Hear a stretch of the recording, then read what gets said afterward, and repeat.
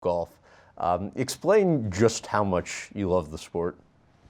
A lot. I've been playing since I was probably 10, 11. My dad, when he was in the league in the summertime, he just picked it up. And we were living in Charlotte, and he kind of introduced me to it.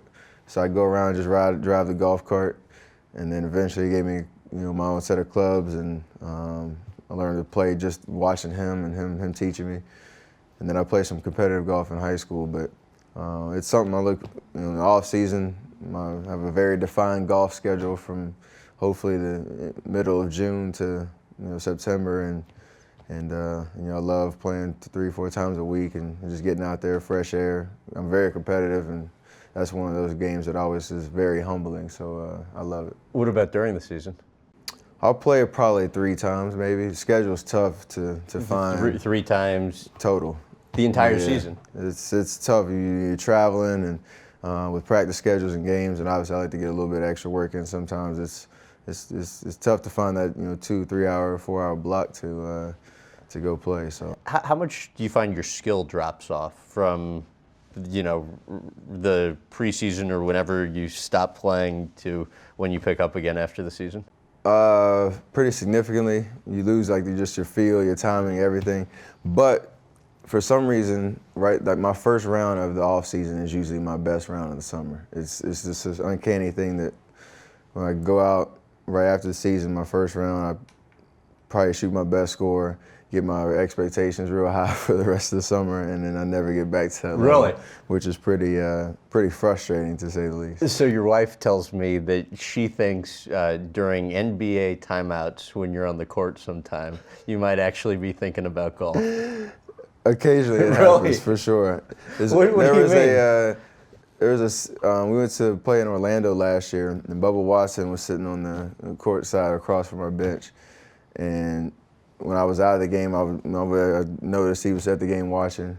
And I'm picturing myself what would it be to be Bubba Watson, going and playing at the Masters and winning, and what his life might be like traveling from here to here, playing the best courses in the world and things like that. And then sometimes I'll watch Golf Channel a lot, and maybe a swing tip will kind of pop up in my head. I'd be like, what if I get my wrist turning a different way or something when something you're random. On the court. Something random. Not when I'm on the court, when I'm on the bench for sure. Right. Maybe we got a lot of golfers on the team, so we talk about it a lot during the season, but you try to channel your focus as best you can. Yeah, apparently it's only Golf Channel and Sports Center on those are my two. At the Curry household. I've seen you at the Celebrity Golf Tournament, the American Century Championship in Lake Tahoe. And tell about the year you were in the lead, middle of the night going into the final day, what you were doing and how nervous you were. I didn't know what to do, to be honest with you. That was a whole different experience. Because like you said, there's a lot of competitiveness up there, and I'm sitting in the lead after day 2, on my second time being there, wanting to win, but not knowing how to deal with those kind of nerves, because obviously... But you're a top basketball player. It's a totally different experience. When you're in a situation that you haven't been before, you feel like you can, keep your composure, but I was just so excited, to be in that position, leading. I can't sleep the night before the final round. I'm in the mirror.